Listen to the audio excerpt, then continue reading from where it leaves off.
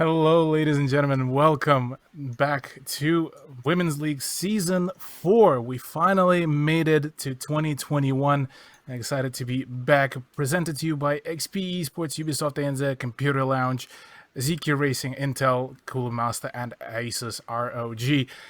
Welcome, everyone. My name is Cthulhu. I'm joined for this season by the one and only, the wonderful Blue Panda. How you doing, my man? I'm excited. I'm stoked. I always love watching the ladies play. They are absolute frag demons when it comes to this game. And unfortunately, every time I come up against them in endgame, they show no mercy. So I'm excited to see what they are bringing in the new season. There's been some changes. There's been some big move ups. So, look, this is going to be an exciting one. Oh, yeah. Well, let's have a look at the league teams that will be joining us within this season, because quite a surprise they came around to us. All 8 spots were filled up for this season, which is promising to be quite a banger already. And looking at some of the teams, some of the rosters that joined up, and some of the changes to the rosters, I am genuinely curious about some of the storylines that will be forming up. So would you be so kind to run us through the names of these wonderful teams? Well, I mean, obviously we've got some new additions, some old additions coming into this. The Wrens, they're a reasonably new roster coming into this. There's sort of this unknown fact that we know some of the names on it. We're not 100% sure what they're going to be bringing to the table, so definitely one to keep an eye on. Nocturnal, I mean, look, they're favourites in the competition. It is Aussie Princess and her, Stack Sav, AJ Tiger, Crescent, and Mons. They're going to be bringing the heat, bringing the pain. Grumpy Grapes, again, another one slightly newer to this competition. There are, again, some names that are known, but they're going to be one of those wild cards coming into this. Phoenix, they, again, familiar name, not quite the same. It is the former Barry B's roster. So Hotto bringing up the pack there. Calypso, though it's a roster that you guys might know by a different name. It was the Exto roster. So Repel, and has brought in a couple of friends, Fish Noodle, Bosch Diana, and Time for Pie. Going to be running that one. Omnom having moved to a sub role in this season. Nutty Gaming, again, stock standard. They were here last time. There has been some changes. So we got Crystal back in the fold, Def's Not L as well, and 3 new additions coming in. So we'll get to see them play later on. Elevate, look, hey, 2 seasons in a row, they have been the champions, stock standard. They are consistent, if for nothing else. So they're the final hurdle. They're the final boss, basically. That's the only way to describe them in this competition. And then rounding things out, 71st Recon. Again, some very, very familiar names. Zero Prince, Ticked Off, Meeps, Mystique, and Weasel. There's a lot of talent in this season's lineup, Cthulhu. I'm excited. I'm ready to go. And, I mean, we couldn't have some better matches to kick things off. Most definitely very excited as well. Certainly, I feel quite a fair few upsets are also due for some arrival. But before we get into all the nitty gritty as well, let's have a look at the season, rather league format, and see how things will work out. So we got 8 teams that will be lining up. So we got group stage that will be spanning out through 7 weeks of best of ones, which are then going to be followed up by semi-finals with best of 3s, and then obviously the finals as well, where we shall be seeing grand final of the first place versus the second place, battle it out for the for the first place and a best of 3, and then there's also going to be a third place playoff as well. So the top 4 teams that will be able to surpass the group stage will still be able to get all the chances really to get at the prize money, which we are actually going to be having a look right now as well. The prize pool for this season as well, coming right up anytime soon. But there's always some hiccups week one. It's a brand new season, brand new competition. Season. The slate has been wiped clean, so there is any number of possibilities that could eventuate the season. We could see a new champion. We could see Elevate retaining that title coming into this. We won't know until we get there. So hopefully we do get the transition sorted in a moment, and then we can run you through what we are going to be expecting here. But I mean, it's 7 grueling weeks of competition. These girls are going to have to consistently bring their best every week, because it is best of 1. There's no best of 3, competition. You've got to bring your best week in, week out, lest you risk falling to the bottom of the table. And then you get out of group stage, you head into the playoffs, and that's when the real gauntlet starts. Yeah, definitely in the playoffs, and well, the semis and the finals are going to be the big bangers one. But well, whilst we're waiting, whilst we just about preparing the everything else, we could also talk about some of the coming up. Well, some of the small details that have been leaking. Kind of coming through, namely the Elevate one, which has seen yet another change in the lineup, bringing in a few of the players from ex Shadownet roster. Now that team has unfortunately been disbanded, well, or rather dropped off by the org as well. Genuinely curious how will they perform now that, given the fact that Shadownet was actually able to reach second place during the group stage last season. So potentially this will be a big addition, or potentially this could introduce still a few uncertainties, given just the maybe some lack in the playtime as well between the players. Yeah, I mean, like picking up Minxie, who, like, let's be honest, a veteran of the scene, played in LPL Pro as well with the main ShadowNet roster, has a huge amount of comp experience, very, very solid when it comes to the fundamentals of the game. And look, that's not even the most interesting substitute that we've got so far this season. Pi, who, I mean, you guys may have seen last season behind the mic, she is standing in as a sub this season. She'll be playing alongside that Nocturnal roster as a substitute. So unfortunately, would have been great to have her on the mic. But there we go. Prize pool breakdown, $3,000 overall, supported by Ubisoft Australia. The champions walk away with $1,500, a fairly sizable chunk of change. Oh yeah, indeed. As well as that, runners-up will be scoring themselves a nice set of $1,000 redos, and the third place is coming up with $500. So quite still a fair bit of prize money to battle it out for and grind out the whole season. So certainly quite exciting times, but that is not it yet as well. We do have a wonderful edition of the ZQ Racing MVP prize. The wonderful people at ZQ Racing also joining us for yet another season. We'll be granting a ZQ Racing chair to one MVP that will be decided at the end of the season. So do make sure everyone to stay tuned for that and for the end until the end of the season. But well, Panda, first week, first matches. I feel we getting some heaters from the get-go. I mean, look, this is going to give us a taste of what everyone is bringing in this competition. Unfortunately, we can't stream all the matches, so Grumpy Grapes Nocturnal and Ren's 71st Recon will be played off stream, but we get to bring you Calypso, Elevate, some very, very solid teams. These are two teams we were talking about it before the broadcast. These are two teams that we predict to go very, very far in the competition. Elevate 100% going to be top two, if not, the champions are. We'll see. But Calypso, they've got a huge amount of comp experience. They've got a huge amount of knowledge behind them. And then going into our second match of the night, Phoenix, Nutty Gaming, this is going to be highly competitive. We talked about it. We expect it to probably go the full 15 round to go double overtime. These teams are very, very even in terms of competitive capability. So, again, definitely going to be a good one to watch. But I mean, week one, you want to break away from the pack. You want to establish yourself in the competition. You want to be the ones coming out of the gate and saying, we're the ones to worry about. You need to make sure you come with your A game when you verse us. Yeah, definitely the first few days are going to be the big ones. They're going to be the big ones to really get the points going and get things running. But yeah, look, let's get straight into the upcoming match, I suppose. Calypso versus Elevate, like you mentioned, the two teams that have clashed before. Well, with Calypso missing out on Season 3, they did play it out in Season 2, like you mentioned before, as part of Exto Gaming, which did actually see them in the higher ups of the leaderboard. So certainly quite a solid performance back then, but maybe now that they've taken a break, maybe they will be coming back here. So let's have a look at the rosters and kind of dissect it more kind of on the go. So we got Calypso, we got Repel, Fish Noodle, Bosch, Time for Pie, and Diana coming around, and quite some solid stats there for themselves. Yeah, I mean, you just look at the numbers that are being put up over the board. Some very, very, very solid kill death ratios. Only Bosch coming in just under the line. Still not that far out of the realms of possibility that we will see that boosted this season. But you look at overall kill rates.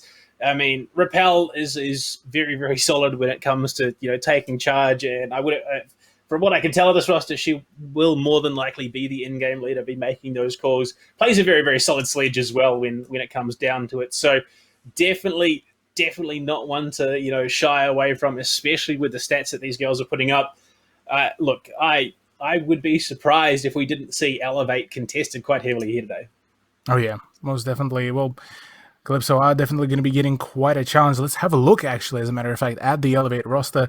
Like I mentioned before, it is going to be a bit of an extra mixture of some Shadow Knight players. So we got Cortari, Chloe as the two kind of the base, kind of, I suppose, of the Elevate Women's League team. And we got Soy, Bot, and Crips T coming around with sub players being Cat and Minxie, and Baked Beans as their coach. So quite a hefty lineup, might I add. Yeah, I look. There's a lot of gravitas behind this team. There's a lot of they have a lot of weight to throw around in terms of competitive experience and game, just straight up gameplay coming into this competition. I mean, you're looking at some of these names that have been in the scene, have consistently been there. Cortari sporting a 2.07 KD is absolutely phenomenal. And I mean, as much as we want to hype up the Calypso girls and say they're going to give them a run from a Elevate, they have set the standard in this competition for the last 2 seasons, taking it out rather solidly at that. So, I mean, if you want to strike a blow against your competition, not only mentally but in game as well, Elevate are going to be the ones to knock down. Yeah, well, it is up to them to keep their flawless streak going through multiple seasons as well. So, certainly, quite a feat that they, if they will be able to keep it like that. But yeah, look, keen to get into all of that as well. Let's have a look as well at the map bans. It is going to be a clubhouse that will be coming around to your screens, ladies and gentlemen. Once again, we're starting off with the fairly well-known map that quite a fair few teams have played it out. So certainly should be quite a well-established kind of, more so maybe nearing a bit of an extra frag fest there. Yeah, I mean, look, Clubhouse has gone through the stages of, originally being very, very strat heavy, and then teams sort of figured it out. And there was a period where there was just an established meta. But now we're coming into this position where there's really nothing new that you can figure out about this map. It has been played to death and back. So, I mean, I couldn't think of a better map for these two teams to go at it. This is going to be highly competitive. Why not go with what you know? And that's exactly what we're seeing here.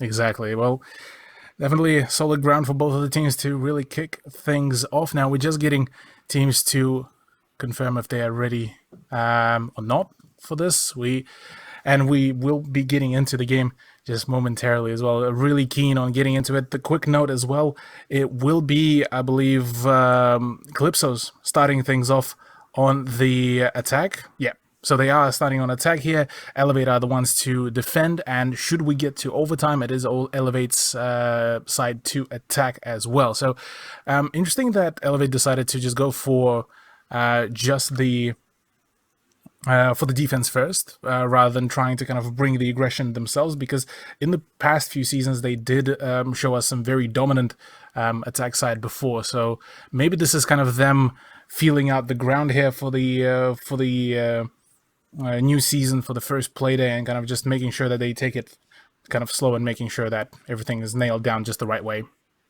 Yeah, I mean, you got to remember the last time we saw these girls going at it, it was coming towards the end of the utility dump meta. Things were a lot slower when it came to the attack. The changes have meant that we're seeing the game come to us at a much more accelerated pace. Teams were going from, a 20-second execute to now, on average, you're looking from anywhere from 45 seconds to a minute 15. So we're going to see a lot more fast-paced gameplay. It's definitely going to be interesting to see how Elevate look to approach this. Obviously, starting off in the defense, you want to get as many runs as you can, carry it over the finish line in the second half. And with the changes to attack, I honestly think we could see them start to get that snowball rolling and then just absolutely run away with it.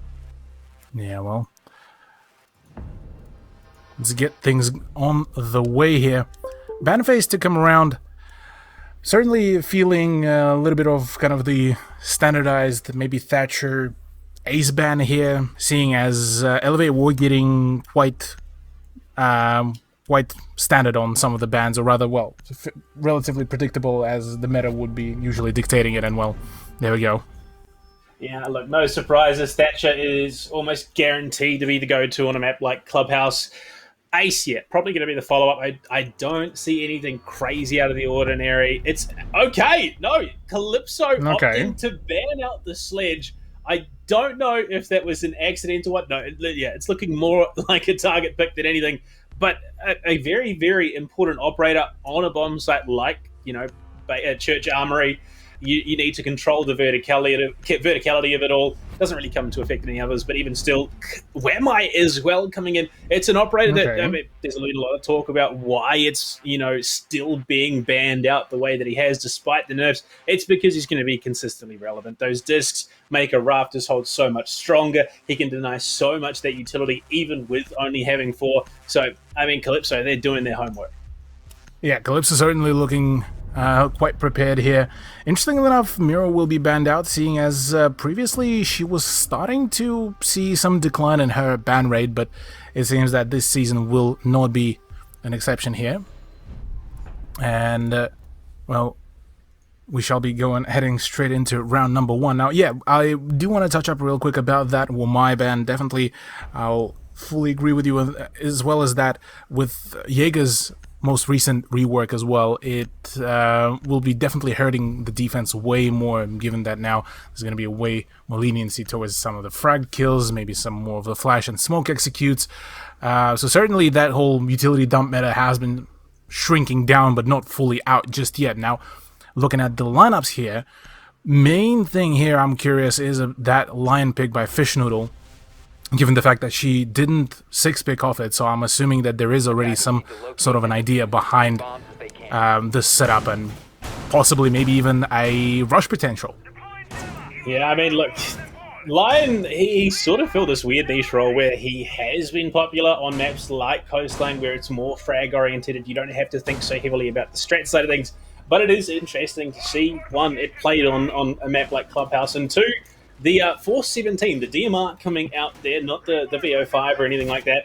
So it's going to be interesting to see how they opt to play this. Everything that we are seeing at the moment is geared to what would be a rush strat. So I think, yeah, it is entirely within the realms of possibility. They've also gone for the I suppose, what would be the 0.5 buck. 0.5 sledge, because it's not quite as good, doesn't have the frag grades anymore, but I mean, Buck with the Skeleton Key is still going to be able to rip up those floors.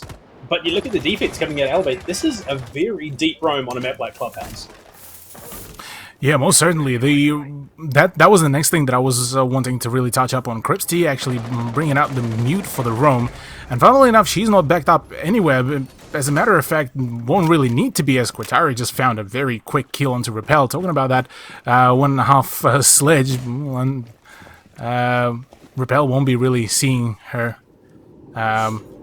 star shine just yet, it seems. That's absolutely brutal. That is rough as well. Yeah, I mean, look, you need someone to open up the floors on this basement bomb site. You need to get the vertical control so that when that execute does come, you have that much more assurance, that much security. You don't have to worry about someone sitting deep in the back of Armory because they can deal with you before you even get that plant down. And this is huge amounts of time being wasted here by Elevate. They're deep on the roam. Kotari has found another one. The efficiency, the investment here is well and truly paying off for Elevate. 2 big frags, the Lion and the Buck early taken off the board. I could not think of 2 worse operators to be losing to start things off.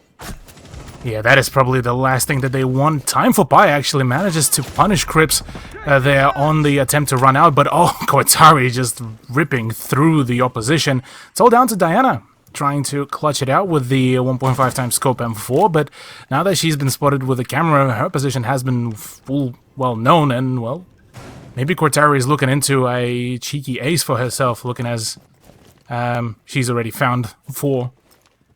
Looking for more as well. I mean, we talked about Elevate being that final boss level of play. Unfortunately, it isn't going to be the ace for Cortari, but a nice 4K to kick things off either way.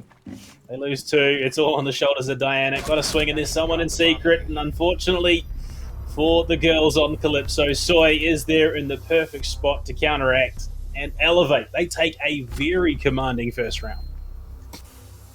Yeah, definitely looked a little bit shaky there from Calypso's, given the fact that maybe they didn't really drone out too well. Maybe there was some sort of communication issues, because certainly, say, the death of, I believe that was Time for Pi and Bosche at the construction site could have been prevented as if they just droned it out, or rather, yeah, just had one person just dedicated to that very droning. But alas, instead we've seen just very kind of, I wouldn't say ranked play style, but face checking the corners definitely didn't pay out too well.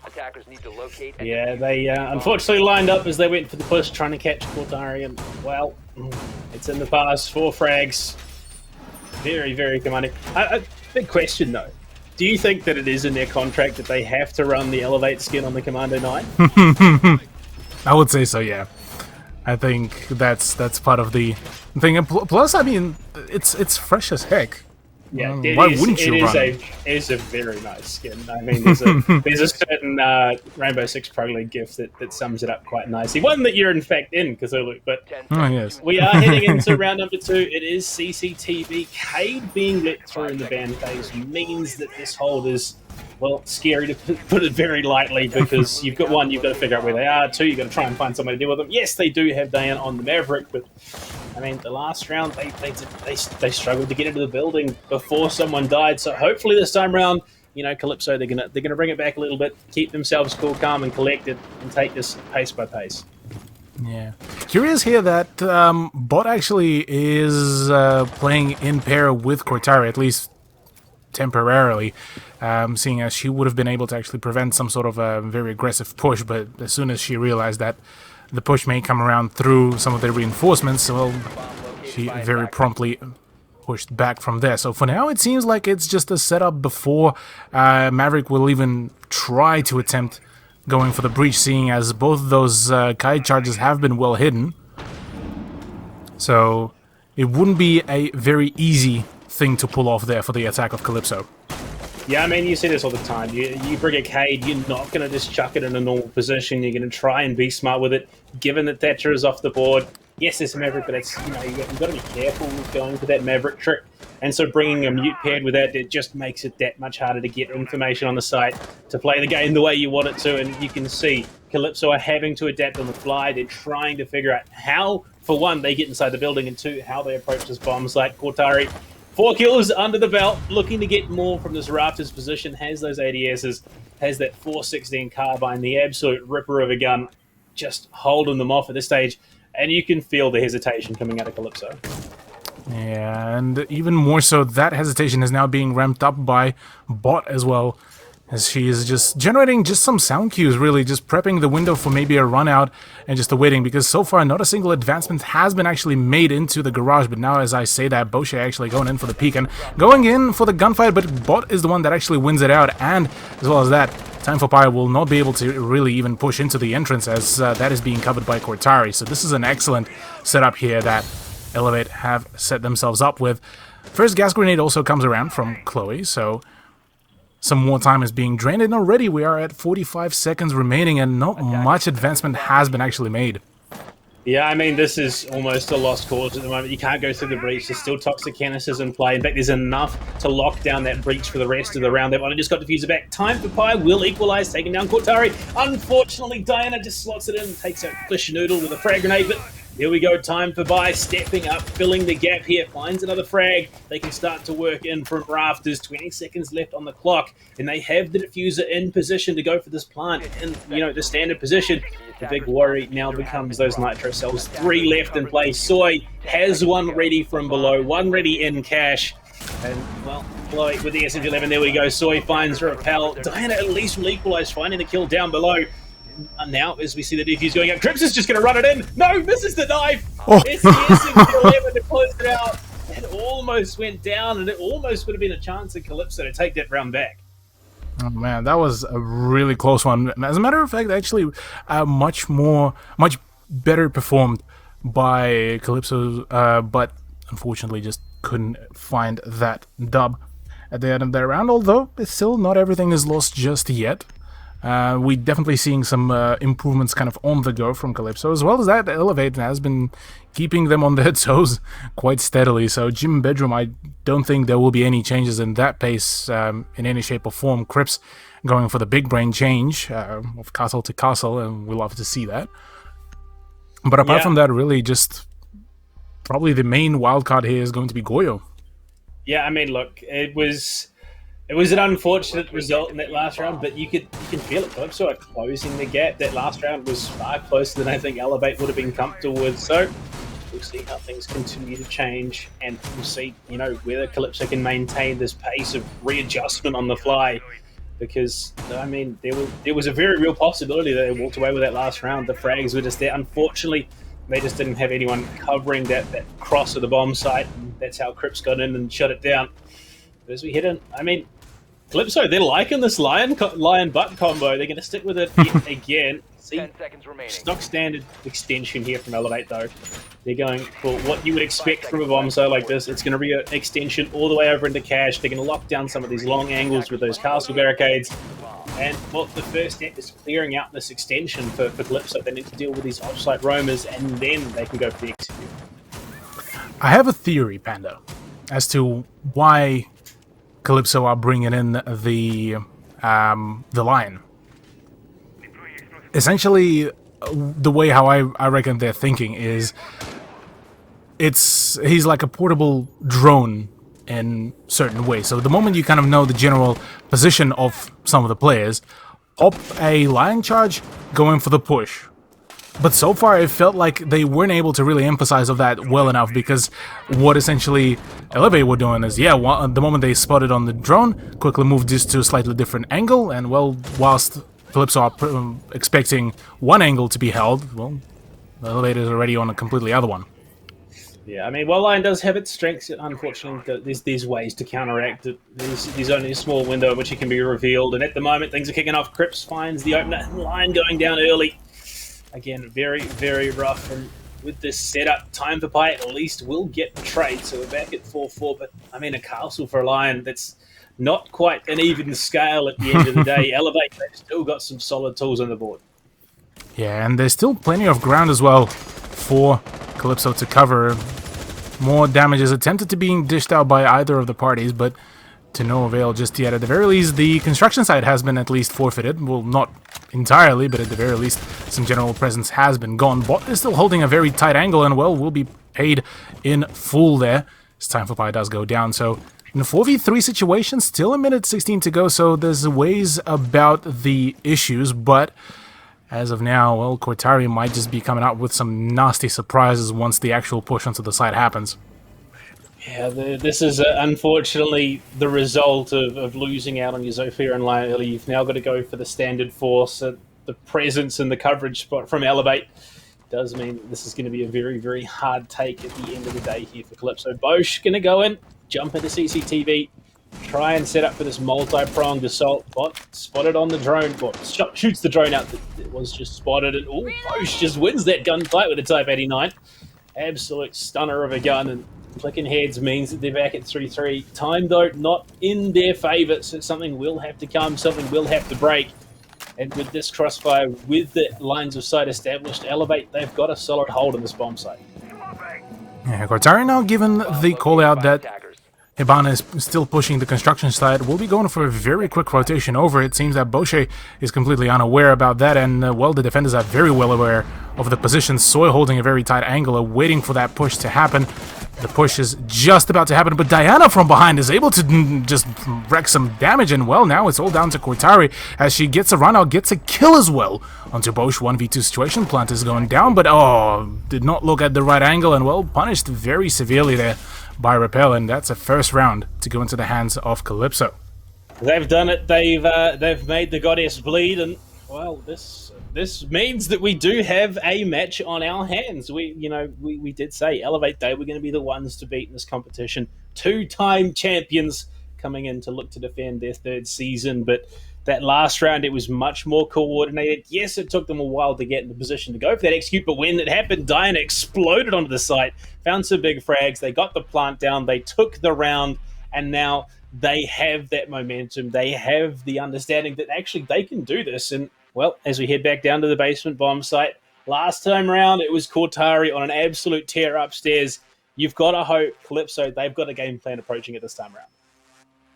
And hopefully this time they will know exactly how to get things going for themselves. Seems like the lineup is looking just about similar as it was before. Plenty of hard breaching utility, plenty of the soft breaching, and some extra kind of stuff, spicy stuff on the side. Same goes for Elevate, really. Nothing has really changed here. Seems that we are going to be seeing, KT coming around to set up some mute jammers upstairs, and well, Cortari's in the late game gonna help her out. So overall, not much to be really said just yet. It still seems to be so far a kind of 100% success rate setup, but oh whoa, we got a spawn peak on our hands. I mean, this is just understanding the limitations of a map. Cortari on the first round was just offsite, being in usage, catching players unaware, looking to do the exact same here. But, I mean, Calypso, they're not looking to give those advantages too early on. We see multiple spawns over towards this Jacuzzi balcony. Repel, again, going to be opening things up. They understood that this was the priority for Elevate in previous rounds. Crips now seeing that the wall is going to be opened up, is going to retreat back, head back towards the bomb site here. Has those hatches, I believe, would have been revealed by that E1D, but I'm not sure if it works vertically as well as horizontally. I would imagine so. Yeah, you'd have to imagine so. But, I mean, that's an indication they now know that someone was playing off-site, is going to be retreating back, so they have done a good job of clearing out some of this early resistance. Well, they don't have to... Or really, rather, they can't really celebrate it just yet because Cortari is still around. She's ready for those drop downs, and I would imagine Calypso are very well aware of that. It's only a single person though, so say bring in some of the numbers from a variety of angles and you got yourself a frag, but it's more so just about how much collateral damage can you take whilst doing that, given the fact that the Cortari still hasn't been really droned out, and it doesn't look like she will be in the foreseeable future, as it seems that for now Calypso has elected to just go straight forward to the site through maybe the blue tunnel, and well, some live droning for Time for Pi may just reveal Mozzie's position. Yeah, I mean, it's one of the primary, the main job of Aroma, like what Cortari is bringing to the table. I don't think I don't think she was seen. Maybe the angle of the camera was enough, but the aim of Aroma is to, 1, waste time, 2, waste resources, whether that's utility or lives on the table. And Time for Pi, does she realize that? No, oh no, reload! Oh, I don't think she realized that drone had been picked up by a pest, and Cortari yet again on the roam, inflicting mass casualties in terms of the clock for 1. And as time is dwindling, they've got to force onto the bomb site somehow. Yeah, with Repel now being forced with the decision to either attempt to try to just force the push onto the main stairs or hunt down Cortari, it seems like the early call was hunt down, but no, now it's the gunfights, and well, rightfully so, we'll be winning that one against Crips T with that C8 suitable for work. Apart from that, really, well, 16 seconds, the push needs to happen ASAP, and Cortari continues being the nuisance, and still no advancement towards the site. Yeah, they unfortunately just going to have to forego dealing with it. And there we go. Ghost goes down, Repel goes down. Now Elevate, the roam is well and truly effective. Diana is on the site, but with no diffuser and no time left, it wouldn't have mattered anyway. Elevate, they just have a deep understanding of this bomb site, and they've played it so well both times it's appeared. Indeed, that was definitely quite a prepared one, and it seems that actually that was one of the things that I was about to actually make a note of, that for Calypso over the past 4 rounds, all the pushes were happening in the last, say, 20-ish seconds of the round, and the moment Elevate finally caught wind of that, finally realized that, hey, all of this build-up is just for that single push, and if they fail, they fail, they set that up, they've let Cortari do, well, the Roma things, and, well, that worked out perfectly well. Poor Calypso got sidetracked on so many angles that at that point they completely forgot about the concept of time, and it seems, and, well, there's the end result. 3-1 scoreline so far in favor of Elevator, and that is already quite a statement that they are making. Yeah, I mean, look, they just the understanding of this map. I can understand why they were happy to go to it. They're just playing it phenomenally well, and I mean, Calypso, it's still early on the season, so there is room for them to catch up later on, but at this stage, it's looking like it's going to be a very, very convincing half. We've got this round plus another one to go. Elevate, entirely possible they take things 5-1. More than not, more likely than not, sorry, it's going to be that 4-2. I mean, Calypso just had a better understanding of how to approach Jim, but that's exactly what you're looking for at this stage in the game. You want to take the half 5-1 if you can, and then just coast over the finish line in the second half. Indeed, yeah, that would be the ideal way here for Elevate. Just make sure to pretty much close it out as quickly as possible without any kind of complications, and so far it seems par for the course. I mean, last time we've seen CCTV Room, that was drained out by the time, although it was one of the closer ones that were brought in by Calypso. It still was a very shaky performance. This time, though, much quicker breach by Bosch, much quicker congestion of those angles, and now Bot is actually very much forced to play a very much more passive angle comparative to before, when she had pretty much the full carte blanche with roaming around the whole of the garage area. So Time for Flight this time should be able to get a very even gunfight against Cortari on the rafters. Well, this standard approach yet again. You've got multiple players covering multiple angles here for Elevate, and it's going to be the quick Maverick trick. Well and truly, just absolutely nailing it. Diana doing her job phenomenally. It's open with a minute just ticking over. Repel there to confirm and widen that gap. Unfortunately, these bullet holes just have been the bane of Calypso's existence. Bosch goes down, Bot with a big frag, that Org 3. Just an absolute stunner of a gun. At least Time for Fight can get the diffuser back, but again, it's these early frags to unexpected angles that are costing Calypso so dearly. Yeah, well, there we go. The first opening frag once again on poor Bosch. Things just aren't working out too well, but Diana, oh, she's sharp with those shots, able to shut things down, but so is Bot. Already finding herself at that double kill and actually pinging out saying that, well, I got the diffuser, but not for long. Repel able to find that trade for herself is certainly going to be picking things up for her team as well. Now, we're back to a 3 versus 3 with a minute remaining, so this is definitely a much better turnout here for Calypso rather than what we've seen before on CCTV, so maybe this time they should be able to perform everything just the right way, as Soy is actually still sitting around the construction but might just drop down the hatch, and, well, there we go. Going for the drop shot, even prone through the hatch onto the floor. This is looking very, very similar to the last time Calypso came into this bomb site. They got in, they were going for the plant, and then it was Crip's T to shut it down. Last time on the mute, this time now on the Malusi. They've still got angles contested here, but once again, Calypso have that avenue into the bomb site. It's going to come down to Nitros. Fish on the hunt, trying desperately to find Soy, trying to deny that Nitro play that just stalled out the plant last time. Crip's going to be tagged. 10 seconds left on the clock. Chloe does find a kill onto Fish. That is the lion down. Nitro does get the drop onto Repel. And there we go. It is Chloe to round it out. Diana falls as well. And again, unfortunately, Calypso falling in much the same way they did last time on this bomb site. Yeah, that was definitely... It was looking like it would be the round for Calypso's. It felt like they finally nailed down their pace. They finally kind of adjusted to Elevate's pace, and all of a sudden Elevate just comes around saying, yeah, you know what, I'm gonna say psych on this one.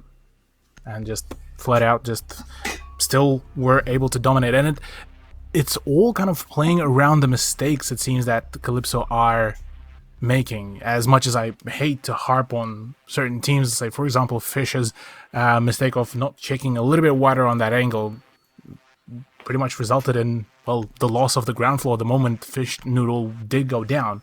So a few things definitely could have been fixed up, but at the very least we are seeing quite a substantial amount of info game being brought on board by Calypso. We're seeing much more time conserved here in some of their pushes, so it's certainly looking like the AI improving is just not probably at the pace that they would have wanted, or maybe the viewers would have wanted.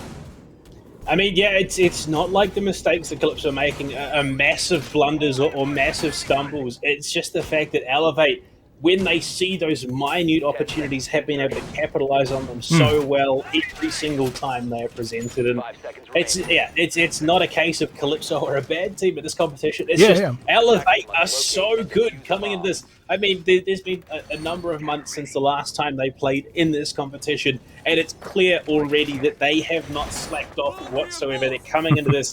They want to be the 3-time champions here. And, I mean, look, if they carry on this pace throughout the season, they're going to be looking very, very good going into the playoff stage. Yeah, well, time will show, really. Still, well, as the phase has finished, do you see that the setup of some of the utilities is still being done here?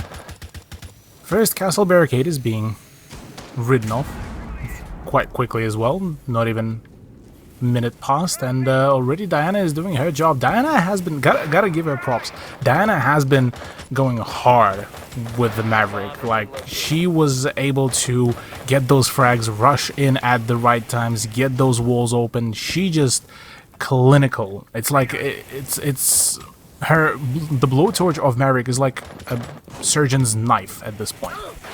It's just that accurate. I mean, look, let's be honest, Diana has already proved that she is Calypso Suicide Knife, capable and useful at every stage in the game, finding frags, doing the role of a hard breacher, and just filling things out when there has been this little bit of a void. The team, they're really struggling in certain situations, but Diana has been the consistent one, well and truly on point today. It's really going to come down to just how well the Calypso can get on top of that and start to come back. And Crips sticking her head out that CCTV window. It's going to be bitten, so we'll back off for the moment. Fish holding that long angle down with the VO5 is going to force them off. But you look at the offsite presence here from Elevate. Bot coming up main stairs now. They have the ability to pinch and go for that. And Cortari finds the opener. Fish going down. Time for Pi. Follows it up quite closely. A garage play off that as well. Finds a double. Cortari is just being an absolute menace right now. Yeah, look, and Bot as well being kind of very closely contesting on the sheer amount of frags and some of the nutty plays that she has been going at. Certainly, it's quite noteworthy as well. Pre-placed C4 is going to be there waiting for anyone to drop into the logistics hatch, and it seems that Diana has just the right hunch about that fact. Gets the frag onto Cribs, so that is a good one. Repel, surely she sees one of the bits of the limbs of one of the defenders that is Bot, but seems that right now it's a calm before the storm as Repel needs to go in for the push, because without that, Diana will have to solo push, and that is probably the last thing that she would want. They're trying to go for a multi-prime execute, unfortunately. Repel to go down. Cortari back in sight, ready to go. Shuts it down, and Elevate take a very, very scary 5-1 half. And I mean, the weaknesses that were shown the last time this bomb site was in play, they've been patched up. Elevate made the necessary changes. And, well, I mean, they only need 2 rounds to close out this first map. This is Elevate saying, I mean, look, you can come at us all you want, but we are ready. We're going to take you, and we're going to fight tooth and nail to stop you from taking our title. Yeah, certainly looking like they kind of toyed around initially with their prey and kind of like just went, well, okay, we've had enough fun. Time to shut this whole show down. And, well, rightfully they did. Interestingly enough, I was about to say that the Clash pick would have been quite an interesting one and quite a change of pace, you could say, but even that, even the 6 pick onto Castle is certainly quite a change in the roster here, at least defense-wise, whereas we've seen quite a well-versed kind of almost aggressive lineup from Elevate. This time we are seeing some different faces, really. We seeing some Vigil picks as well for Time for Pi, which will be emphasizing more on that kind of that roam game, probably even more than Mozzie. And we are seeing the Castle as well pick, which will be, oddly enough, actually expanding onto construction, and I'm assuming... Oh yeah, construction and bar. So we are doing yet another reiteration of one of the SSG holds. Yeah, that extended vertical roam coming into effect here. I mean, it's a setup in the defensive style of play that has fallen out of favour. I mean, you've only seen it a couple of times at high-level play, so it could be a case of it has been out of the meta for so long that this could be what Calypso need to start the ball rolling on the defensive half. We see just how well Elevate read into it. They've got the Zofia, they've got the Ashes, and they have the tools to deal with these castle barricades and make for a very, very streamlined approach and entry into the building. So we'll see how that comes into effect. 30 seconds, burn already. Fish and Garage looking to contest where she can. Unfortunately, having a bit of a rough game so far, has been punished quite heavily. But I mean, playing that line role, you're not the one looking for the frags, you're the one setting them up for your teammates. So, well, look at that. Okay, never mind. Elevate. They're going hard. They're going fast. It's Bot already in blue, pushing in towards Armory. Steps on the goon line, so position could have been revealed, but no, absolutely no resistance as of yet in the bomb site, in Armory. Did Calypso have a clue? That's the question. I would imagine Bosch would have had quite a good hunch there as well, getting pressure from multiple. They are already on site. They did not even care a single bit.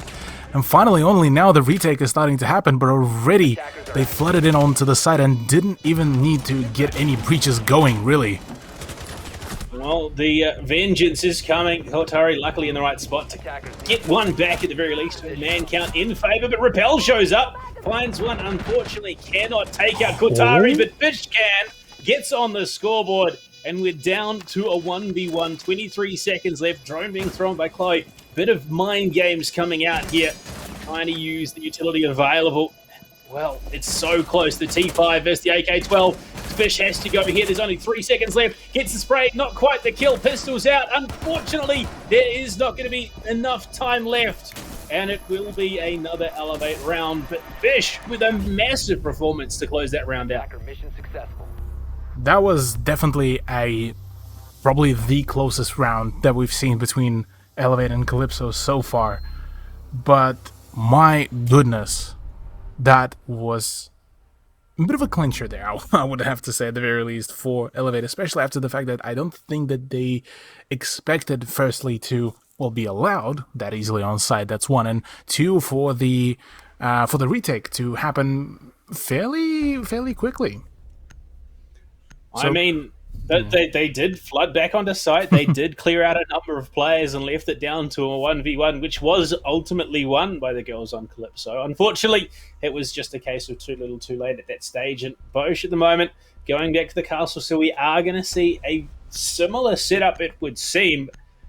And, well, given just how accelerated the last approach to this bomb site was, you've got to imagine Calypso are going to change up positioning. Yeah, that's what I reckon as well. Some changes need to be done here, positioning-wise, especially maybe the castle barricades, but it seems like Calypso just gonna retry the very same setup once again.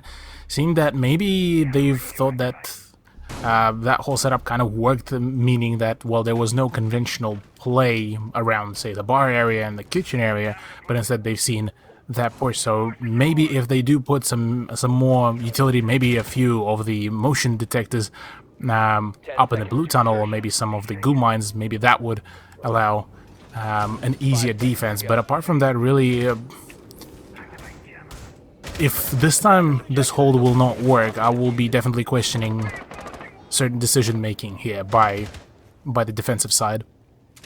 I mean, it could all be mind games at the end of the day. Possibly. Calypso might be saying, oh, we're not that strong, but then come in the next 6 weeks and absolutely monster the competition. So, I mean, hey, we won't know until we get there. Obviously, they have their strategy set and established, and they are going to stick with them for now.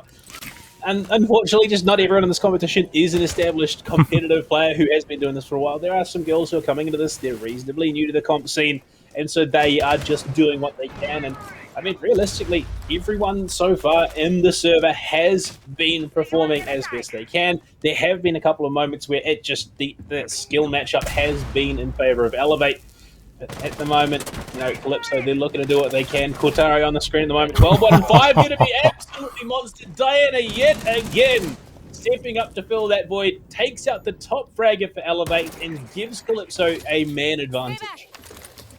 Just like that, it was just a matter of just a simple run out, but it seems like not for long Soy is able to punish there as well with Diana on that rotation, and we'll know more is going to be the mute roam right around there, and it seems like the rest of the Calypso roster has actually fallen back and defaulted back down to either the ground floor or the bottom floor, as it seems Time for Pi and Repel are going to be the ones to try to hold the angles around here, as the first one to drop down is going to be Soy, and straight off the bat through that very same peak hole, and Time for Pi unfortunately misses out on Crip's T push, but Repel won't. One of the few things, I love most of this game as a whole, but one of the things I love the most about Rainbow Six is the once you die, the momentum that carries on, and there's nothing more satisfying than seeing Maverick slam face first into a wall upon his death.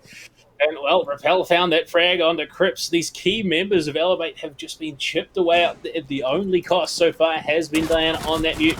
Bot pushing into blue is going to find the frag onto Fish, just aggressively pushing up the G. We'll find the follow-up onto Boast as well, and all of a sudden, Elevate have control of the site, and there are, unfortunately, not enough angles to cover here.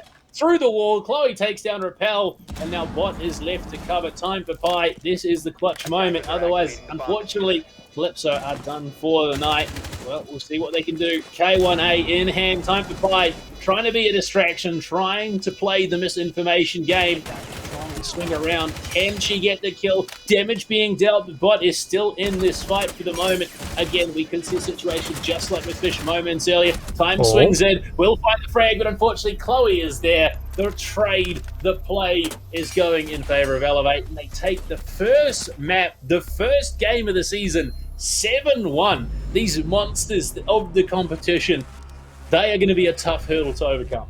Oh yeah, this is already quite a show of power here by Elevate, and what a sensational performance. Bot, Cortari, and the rest of the team performed absolutely phenomenally. 12 kills for Cortari, 8 kills for Bot, and Chloe to follow suit as well with 8 kills.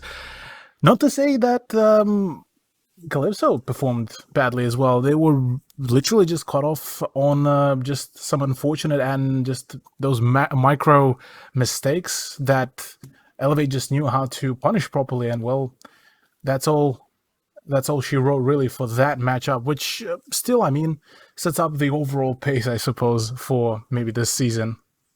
Yeah, I mean, it could be as simple as a case of just not quite brushing off the rust since the last time they played.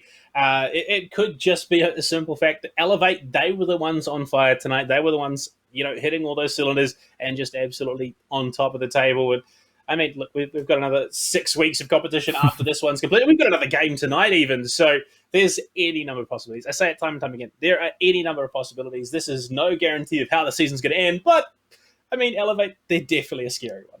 Definitely. Well, with that out of the way, that's the first match done, 7-1 to Elevate. Massive congrats to them for making the first step towards their domination yet again. But we do have, like you said, one more matchup that is going to be Phoenix versus Nutty Gaming coming right up after the break.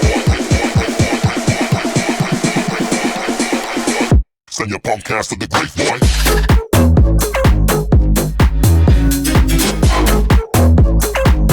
Send your punk ass to the great boy.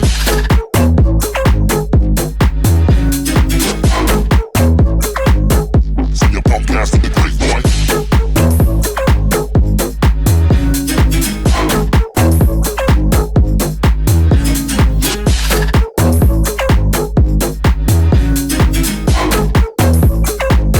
Send your punk ass to the great. Hey, hey, hey. Yo, yo. Hey, hey, hey.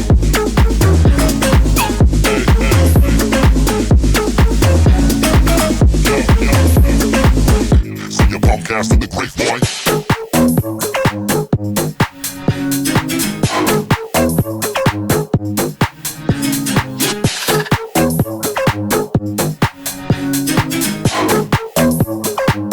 Send your punk ass to the great boy.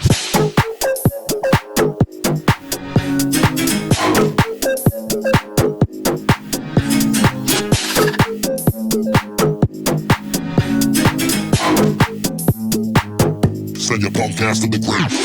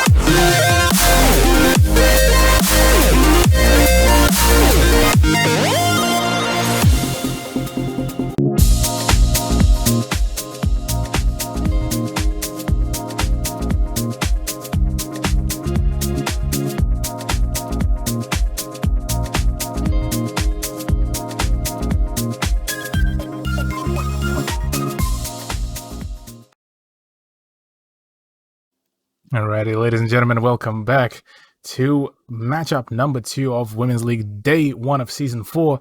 Cthulhu and Blue Panda still on the microphone, and Panda, so far we've seen an absolute demolition caused by Elevate against Calypso on Clubhouse. Any kind of post-match thoughts now that we've done kind of processing all of that? Look, I'm sorry, Cthulhu. The way you just said that does not accurately represent just how much of an absolute slaughter that was. Elevate, they took command from start to finish. They had one little blip in the middle, but otherwise they just did not let go of the reins. They read Calypso like a book. Unfortunately for the Calypso girls, they gave it their all, but Elevate was just on the level. They were able to take it out cleanly. Kortari leading the charge with some big numbers in the server, despite Diana's best efforts on Calypso. She really made Kortari work for it towards the end there. But yeah, unfortunately, Calypso, they just weren't quite able to get any more rounds on the board. But I mean, look, we've got another game coming up. It is going to be Phoenix versus Nutty Gaming. This one could go the distance. We did peg that this one was going to be a little bit more even, could go down to the wire, go full regulation round to take us into overtime. We are going to be heading back to Clubhouse for that one, so we will chuck those map bands up on. I mean, really, we're going back to Clubhouse. We're going to be seeing. I mean, again, it's a map that everyone should know. Everyone should have strats for. We might see some less than expected stuff like that adapted SSG roam we saw in the last one.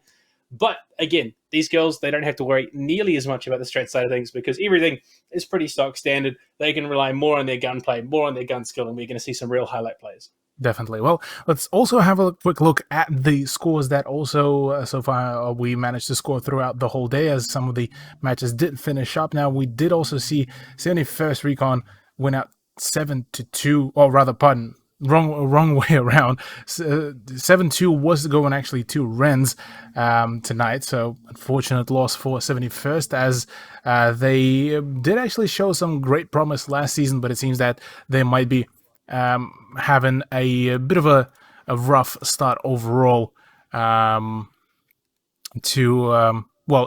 their run, but it's just the beginning for themselves. So we shall see how things will go further down the line. But apart from that, well, really, let's dive into the match number 2. That is the Phoenix versus Nutty Gaming. The matchup that you a little bit touched up on, Panda. First impressions, kind of, apart from what you already said, any kind of extra thoughts on that one? I mean, look, you're coming into this, there is a lot that is unknown. We know that these girls can come and they can play their game very, very well, but it's how they've adapted to the changes that have come into 2021, how on board they are with those changes, and how they've adapted their play styles to match it. So, I mean, look, we're not going to know until we get into the server. There's some very, very solid players in both these rosters who are going to be looking to break away from the pack. Like I said, get that early win on the board, start to steamroll those game days, and look to get themselves top 4, that sort of position going into playoffs. So, I mean, look, Clubhouse, you want to go for your stock standard. They're going to be coming in prepped and ready. I probably wouldn't expect we're going to see the Kortari 4K round 1 start that we got from Elevate versus Calypso, but I think, yeah, again, we're going to see some great plays out of the girls. We are going to see what you would expect from a map like Clubhouse. We're not going to see anything crazy. And I mean, hell, even I don't think we're probably going to see a sledge band coming out either.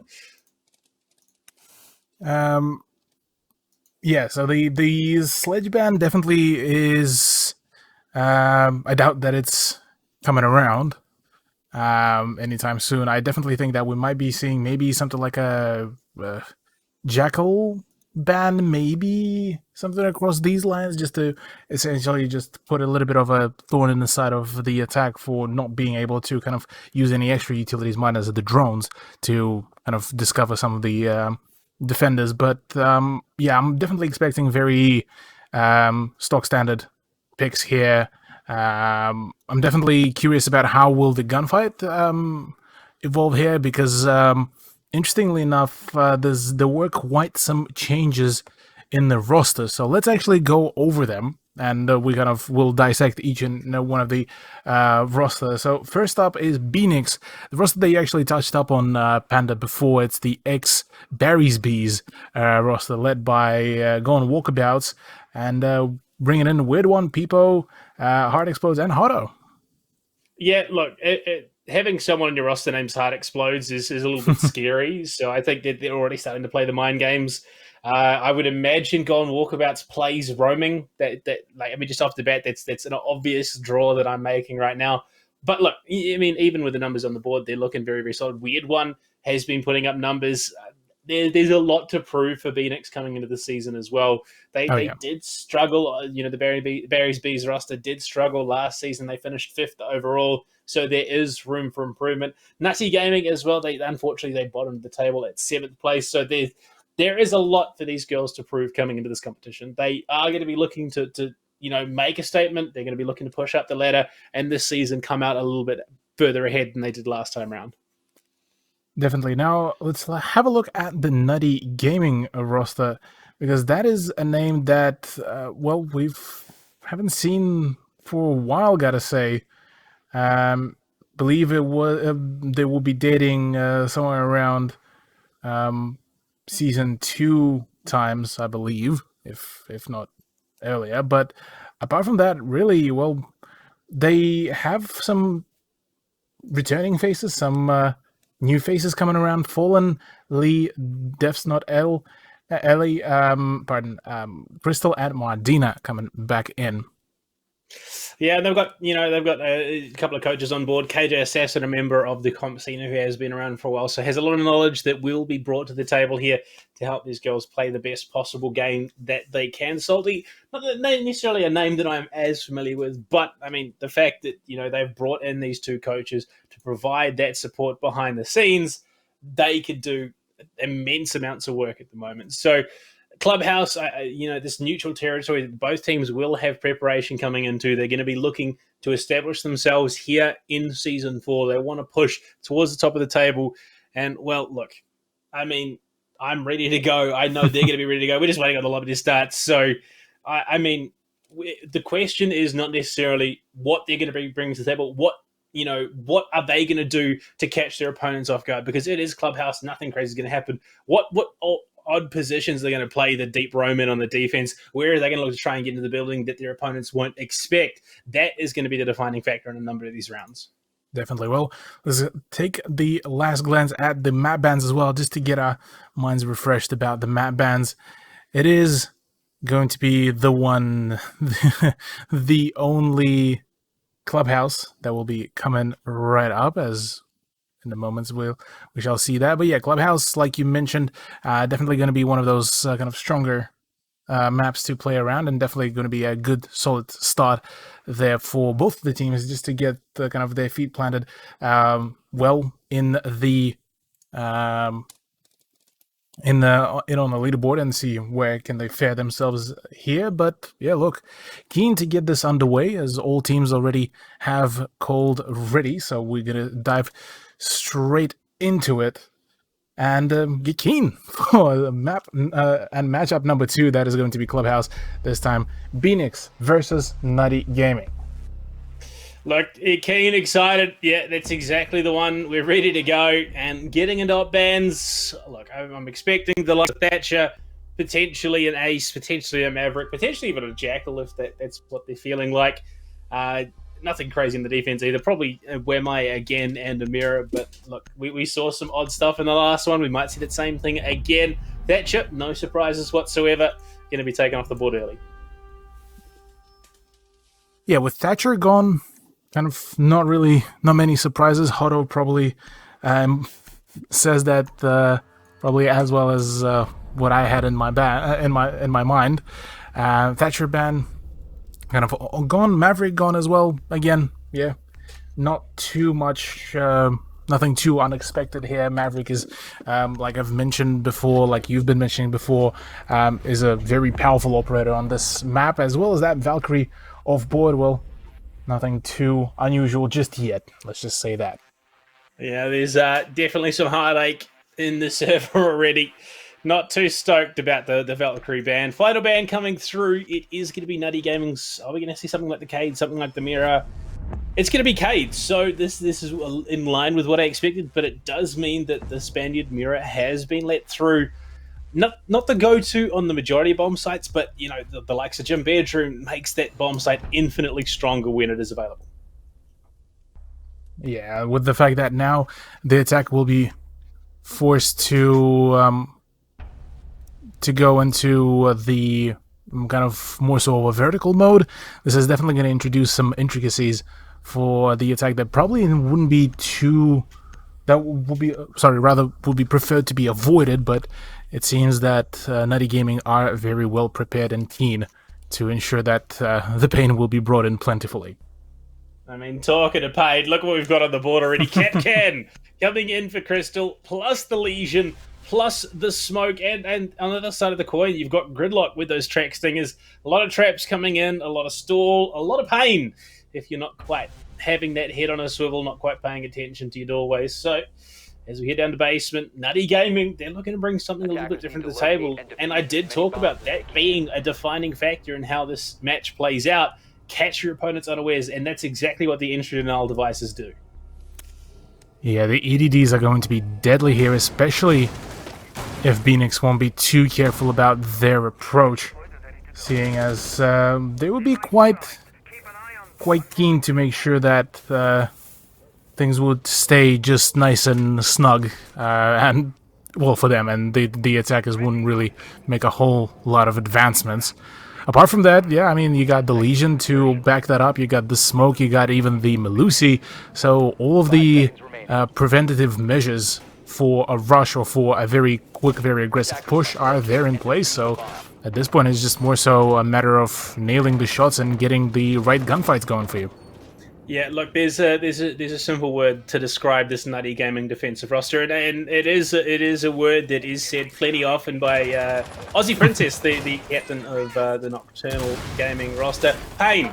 Pain is the name of the game here. You're going to be slowed down by Banshees, slowed down by Goo Mines, and if that happens, you're probably going to need to eat a toxic canister, and you're probably not going to be checking your corners. You're going to walk through a doorway, hit an entry denial device, and at that point, you're probably going to want to leave the service. So it's going to come down to just how aware Phoenix are of those traps. And at the moment, they're hot droning in. They're looking to cover their bases. They're doing a full top-down clear. So they are looking to approach this very, very smartly. You gotta give it to Phoenix, very diligent work here, clearing out bit by bit, floor by floor, and making sure that not a single corner is being left unchecked. So definitely already quite a change in the pace. I'm amused how did that drone not get destroyed by the impact charge, but we'll talk about it later. For now, I mean, already just about half a round gone, and only now we're starting to see some sort of engagements. Not much, as it was just a single C4, but even then, gotta say, at this point, Phoenix are definitely all cool, all confirmed that nobody's gonna flank them from up above, no distractions are gonna be there. Yeah, Cthulhu's going to be sending an angry email later on. Excuse me, Ubisoft. I saw in a match today that a drone wasn't destroyed by a lifeline impact, and this definitely needs to be remedied. But at the moment, the Phoenix girls, they've got solid control. They've got pressure from Kitchen. They're starting to open the angles. They have the hatch as well gone, well and truly doing a job here. So they can start to move on towards the bomb site, start to corral the defenders in towards these positions. They can start to pick them off one by one. And from here, things start to get a bit tenuous. Nutty Gaming are starting to feel the pressure. You can tell the repositioning, the jittering. They're not quite standing still. They are anticipating a very aggressive rush any moment now. And they've got tools there. And Fallen does take the first frag away. Hotto going down, removing that ace means they can't quite contest the church wall the way they would like to. And Gon goes in trying to get the trade, just dancing around the hatch. They can't quite find it. It gives Nutty Gaming a man advantage, or lady advantage going into the remainder of this round. Yeah, already only 22 seconds remaining, and the push needs to happen ASAP. People already going down to the EDD. Weird One going in for the push, and well, Gone Walkabouts is already dishing out some damage, but all of the Beanix players are so low on health. It's all down to Gone Walkabouts to try to get the frag going, and right now Natalie or Ellie is not even remotely close to that diffuser being planted and denying it. Weird One is actually able to cover, and right now this is a complete demolition, 1v4. But for Fallen, she needs to land 2 shots each, and she will be able to nail it, but even that it seems to be just out of reach. Peepo is just too sharp. Yeah, I mean, Peepo put down early in the round, got picked up. Who needs withstand when you've got friends that, well, found some big frags off the backside of it. Beanix, they take a very, very solid round. They got the pressure, they got the work done early. They opened hatches, they got the vertical control, they went for the execute, they covered all their bases, so that by the time Nutty Gaming actually started to try and retake the bomb site, their lines of sight were established. They were in position to counter it when the rotations came in, and it was just a systematic shutdown of the bomb site. Exactly. Now, funnily enough, actually, we shall be seeing a retry of the Church and Arsenal room. It seems that Nutty Gaming certainly feeling like few things could be really adjusted here, and then we could go on from there. Whereas, say you take the example of Elevate, they didn't care. They lost the site. They just keep on going in their rotation, just keep on rolling, and it seems that they want to keep up that pace, keep up that unpredictability. Whereas with Nutty Gaming, maybe we might be seeing some sort of pattern to be created here that Beanix could read into later on. Well, this time around, it's the same approach, it seems, coming out of Nutty Gaming. They understand what the flaws were in their original setup, so it'll be interesting to see how they look to change it. Obviously, they went for the impact trick on the kitchen hatch, which is it's far less effective now that Hibana can change the number of X-Kairos available at any given time. So, I mean, look, it's going to be a little bit more priority, I would imagine, on, you know, that upstairs roam, the upstairs frags, and then shutting down that initial execute. But unfortunately, you would have to have noticed, Cthulhu. There is someone on the attacking lineup that, look, you are not going to have a good time when she is in play, and if used effectively, you're going to have an even worse time. Yeah, exactly. Now that as well Ying has the heart breach device, she could definitely be that kind of the last moment kind of change that is needed should, say, Horo or Gone Walkabouts go down. She would still be able to do the heart breaching work, at least on one of the hatches. So overall, no, this is definitely a very interesting change up that I'm definitely very much welcoming.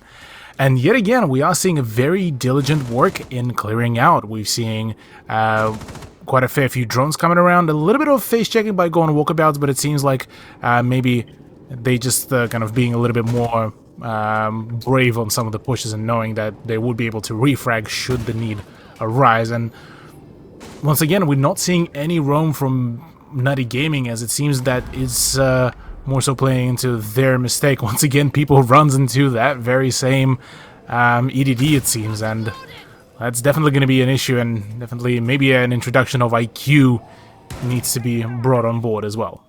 I mean, I think at this stage, people is just acceptable losses. Just tank it, carry on, go hard. That's exactly what she is doing at the moment. Vertical angles being established, still has those breaching charges as well, should she want to open up more of the floor. And it's clinical. That's the only real way to describe what Beanix are doing right now. They're setting up, they're getting vertical control, they're watching the angles down into basement, and from there, they're going to establish that execute positioning and go for gold. And last time round, it worked really well. Yeah, well, talking about going for gold right now. Plentiful amount of breaching has been done, and actually both of the Selma charges have been actually extinguished, so that is going to be a little bit of a bad news for Horo, as that was actually the last 2 Selma charges for her, so now she can pretty much go hard on fragging. Whereas, funnily enough, Gone Walkabout is still yet to go. People once again falls to the goo mines, just stepping into so many of them that is just it's becoming an issue. Some Candela charges maybe need to be thrown around just to make sure that the sightlines have been closed off, but Horo instead just goes in for that push. Gone Walkabout's already dishing out some damage, and instead already a push from Weird One as well. 15 seconds though remaining, not much to be done. Flash, and that's a team flash onto Weird One. The push needs to happen. Horo collapsing onto the side. Crystal Crystal gets the double kill, but no! The push needs to happen. Horo needs to go in for the plant. No! This gets denied by Fallen Prestige. My goodness, that went from 0 to 100 in a matter of just only a couple seconds. I mean, it was all over the place. The work was done early on, but the positioning from the defenders meant that they were able to contest when that push inevitably came. And it was just, what do you get when an unstoppable force meets an immovable object? Unfortunately, when that immovable object has the clock on its side, they're always going to win. And, well, Nutty Gaming, they picked themselves up basement finally. It just took an extra round. They get there. They now take us to CCTV. And, again, you look at the lineup that's being brought. It's all about the slow. It's all about the utility stall. And especially with a Ying on the board, this Wemai makes so much sense. Yeah, Wamai's introduction definitely going to be a good decision here, seeing as he was banned out in the previous matchup. Now we shall be seeing kind of the full power of when you stack Wamai's and Jaegers as well on the catwalk. It becomes borderline an impenetrable fortress unless you just stack just all of the utility. You return back to, well, nearly, well, you could theoretically say you return to Monkey, return to that old 20-second meta where you just dumpster all of your grenades, all your flashes, all your smokes, everything in that one direction just to take a single position. Well, we are getting closer and closer to that kickoff point of round number 3. Final reinforcements being put down. Crystal throwing down those mute jammers as well. Ooh, excuse me. They're looking to cover their bases, looking to deny that utility. And I mean, you look at the positioning of the Banshees, the ADSs. It's all designed to make those choke points absolute death traps. Pushing up rafters, you're going to have a hell of a time. They are going to be able to start opening things up. Only the top row of the X-Caro is outside of that mute jammer range, but it is going to be enough to try and find a pixel angle. Potentially, no, I don't think it is quite enough. Unfortunately, they've got it open, but it's not going to do anything for you. Yeah, that is going to be a little bit unfortunate, although Weird One, meanwhile, does some damage downstairs in hopes of maybe attracting some attention, as it seems that, well, the mute jammers are gone, so Breach should be relatively easy here, as nobody's even attempting to try to do any kite tricking or mute tricking, so, well, that's an easy opening straight away. At the very least, that sideline is going to be open, and Mardina is going to be having a little bit of a rough time now that she's forced to be continuously prone. Yeah, I mean, there's a couple of different approaches to this bomb site. Some teams with Kate off the board will just let the Breach go and look to contest what they can on the bomb site, not even bringing, Breach now, but Nutty Gaming, they've looked to slow things down with those mute jammers, deny the information off the back of it. You look at the time already wasted. We're halfway through the round. They're still trying to get that angle onto the garage window. Peepo is only just looking to go into garage at the moment, and Mardina, ready and waiting in rafters, just saying, come on, push me, you know you want to. And I don't think they have an idea that this Wemai is still in rafters, well and truly entrenched. There we go, they finally have an idea, but this is playing a dangerous game. Mardina does come out on top, and that is a huge amount of utility gone. And okay, the foot angles, Horo finds the angle onto rafter through the rotate. Just a pixel was all that was needed. Exactly, but now only a minute remaining. This is definitely going to be a rough one. Hard Explodes needs to go hard here on the push, but there's already Ellie holding the angle as the Jaeger will be trying to get into the gunfight, and rightfully so, winning out with a nice headshot. Going walkabouts, trading out meanwhile up on the rafters, and that the rafters control taken over. But with 38 seconds, the push needs to happen already. All of the motion sensors are going off. Weird One trying to cause some rucks as well, as she's trying to engage in a gunfight against Lee, and a C4 from Crystal is also there. Ellie putting in the work. Just locking it down, they got diffuser control. Weird One brings it back to a 2 versus 2. Hotto's in the bomb site. We'll get the diffuser, unfortunately getting stuck on the bomb chassis. I have immense sympathy there. I have been that person, and I have played against Elle as well in casual, and she did much the same to me. She did not pull her punches whatsoever. Not at all. That was definitely quite the performance there by her, being able to score that. What? That was 3K? Yeah, I believe it was in the end.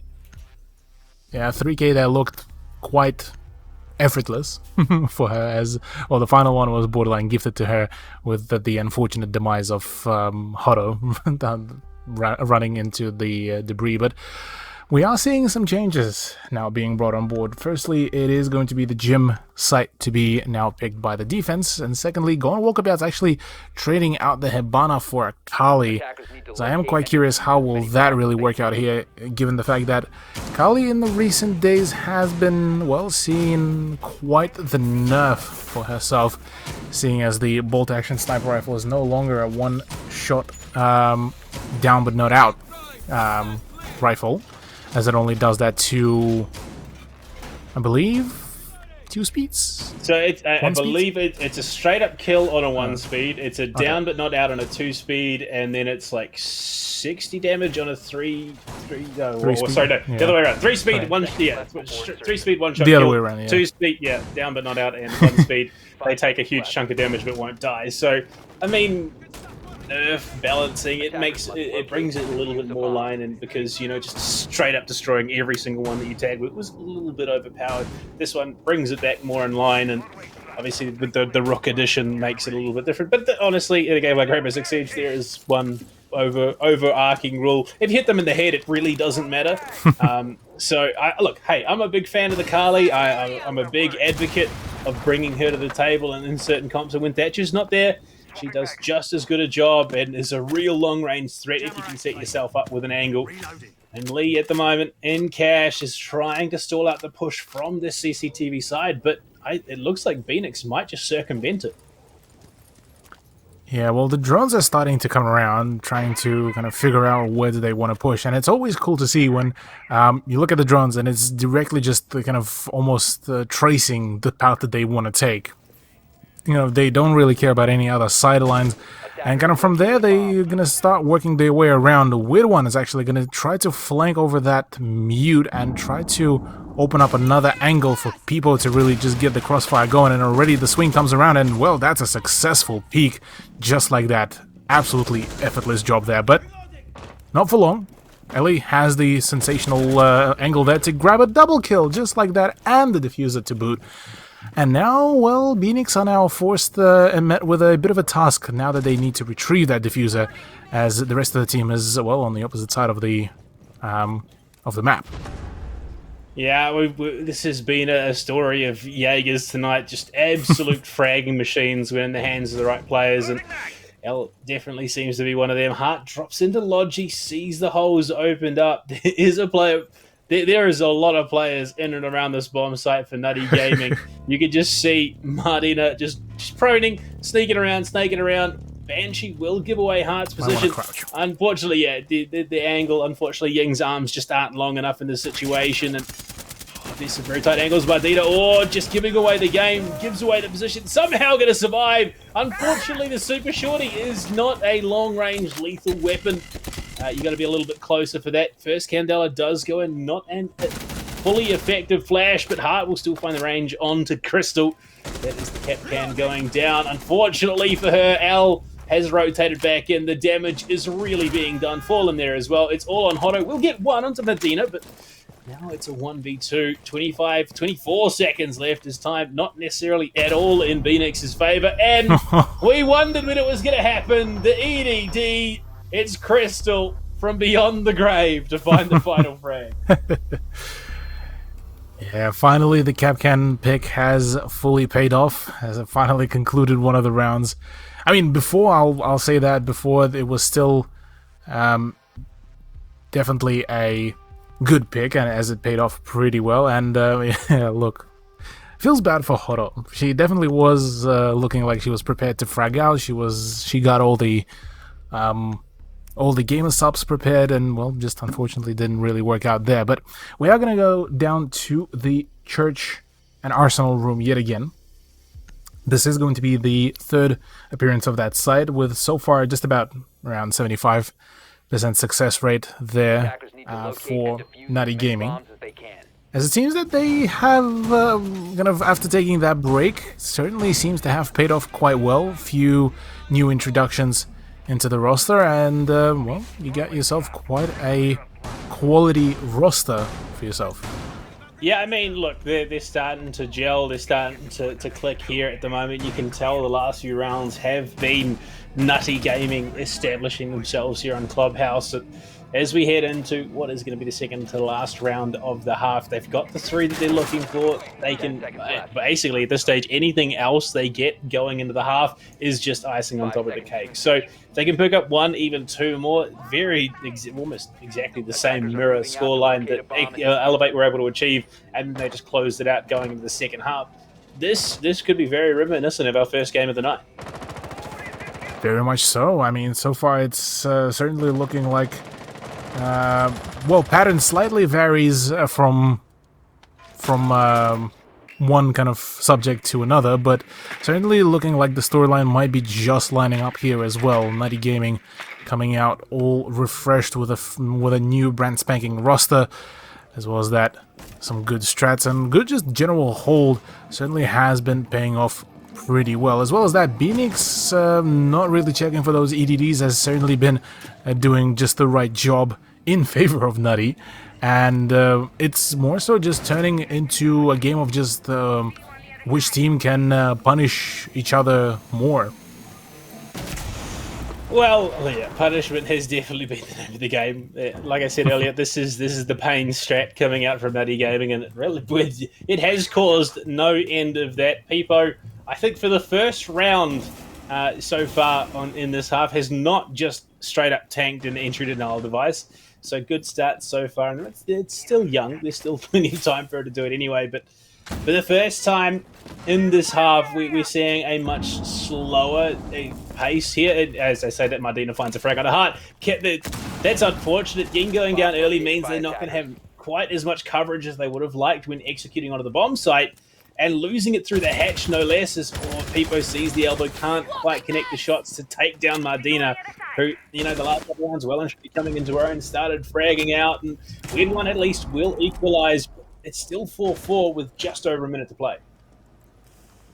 Yeah, right now, not even the kitchen hatch has been yet opened up, as quite a fair bit of breach denial has been in play, but this time, finally, it will be free real estate for going walkabouts to try to find some new openings, as yet another push is coming out on the front, on the main stairs. Crystal just posted up in the middle of the hallway. She's ready. She wants to take that gunfight against Hotto, and she's very much ready for it. And, well, reaction speed, unfortunately, not there in favor, but Ellie is able to at least trade out, so we're back to 3 versus 3.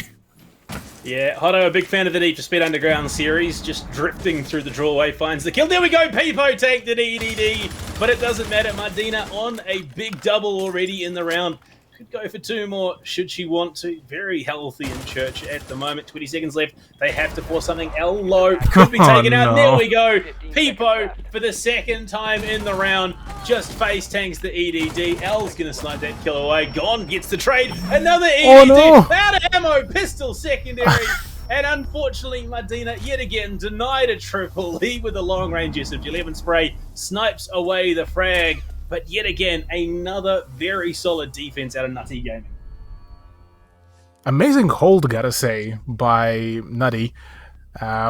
Seeing as they have came in very, very prepared. They've done their homework against the Beanings, or maybe even, well, when I say homework, it just looks like they just have scrimmed more, kind of seeing very good at adapting kind of on the go.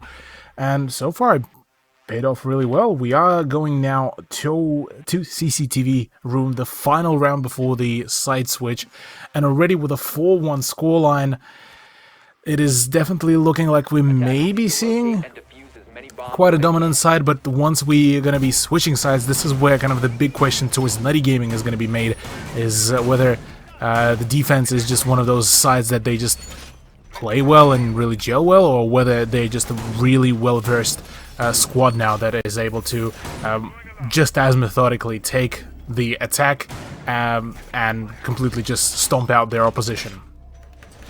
Well, I mean, you can see already the respect now being played by Benix. We see the IQ being picked in rather than the Ying. No Candela is going to be the gadget scanner instead. these EDDs have just been a thorn in the side, and unfortunately, at this stage, there's no cap count on the board. So this IQ pick, it's going to be just for dealing with those mute jammers, trying to scout out the whammy magnets, and trying to figure out how to get that breach open.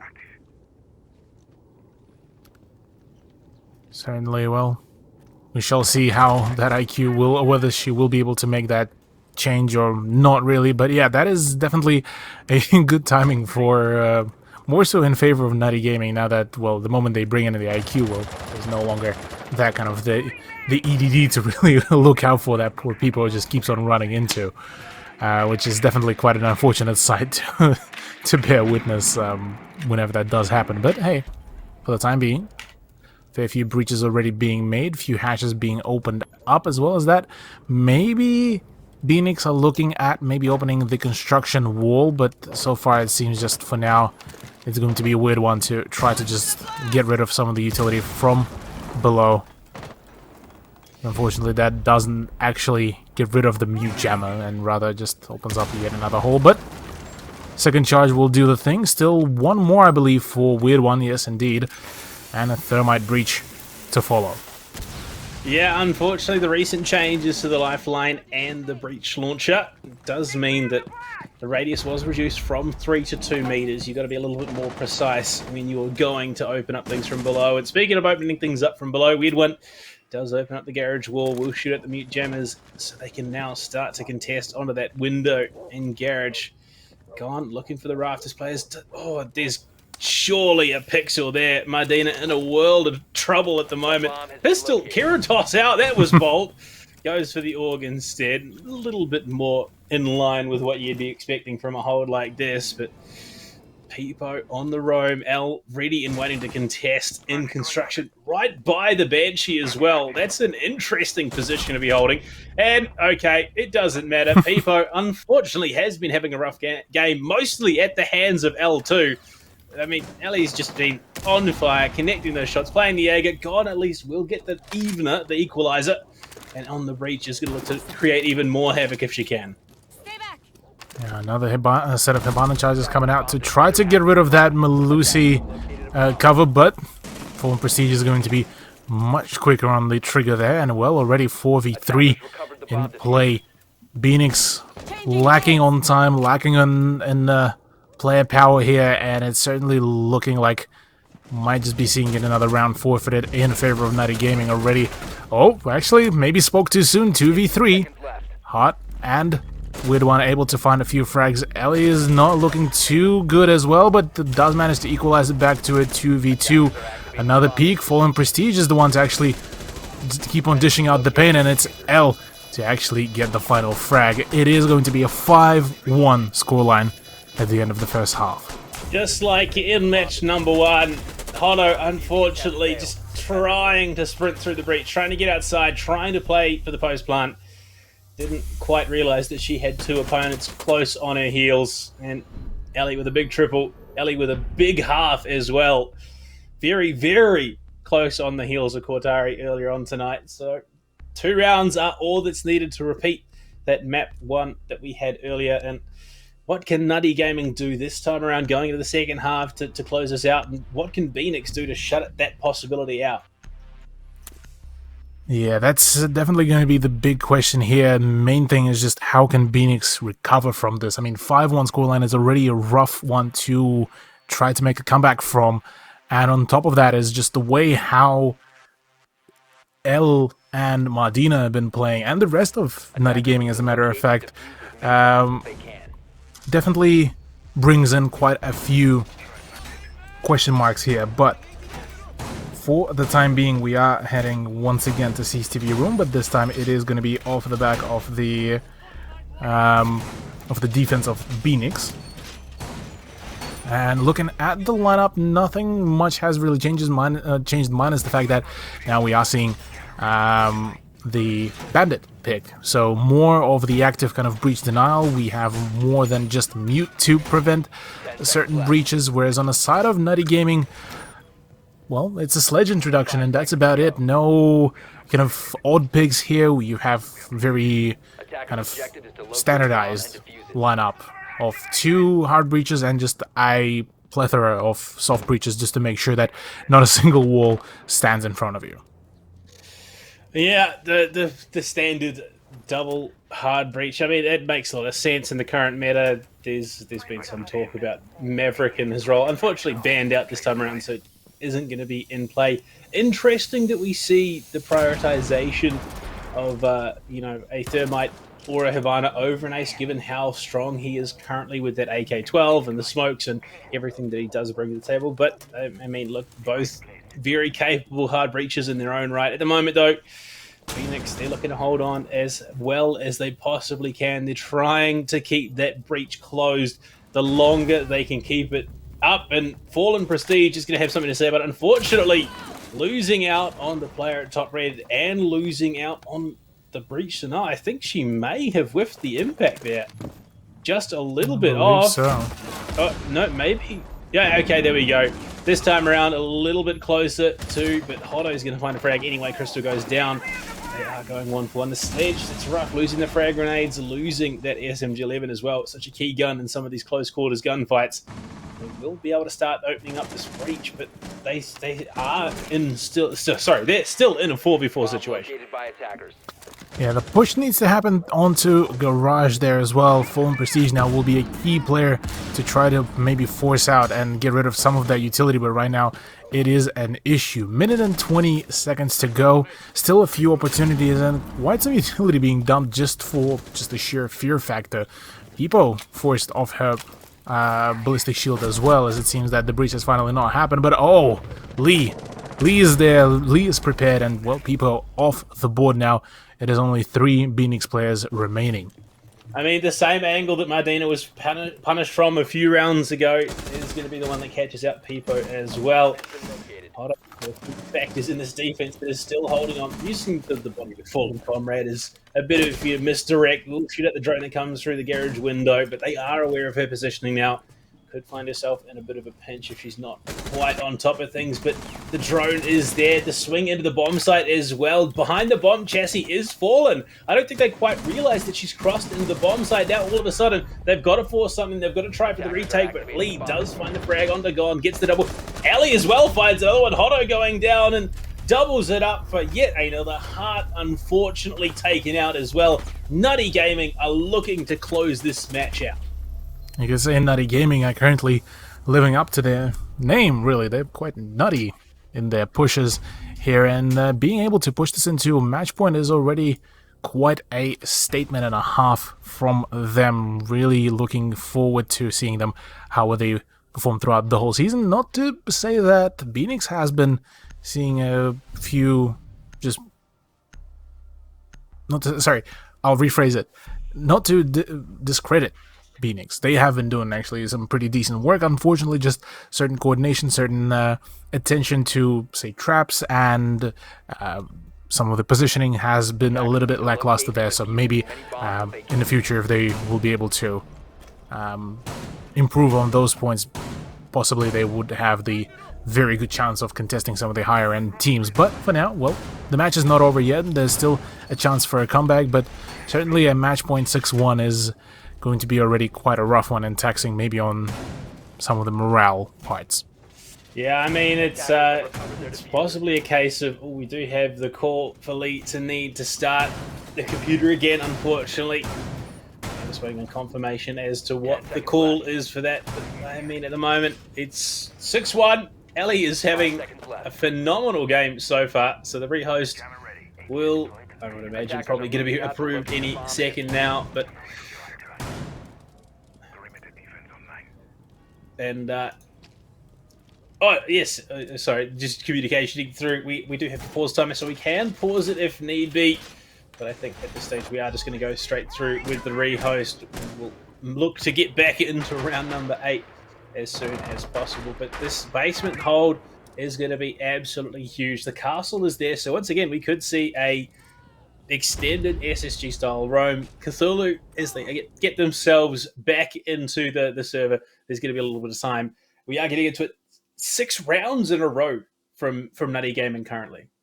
Yeah, 6 rounds in a row has definitely been quite already a record for them, and being able to showcase some quality performance from them is definitely quite a statement from them.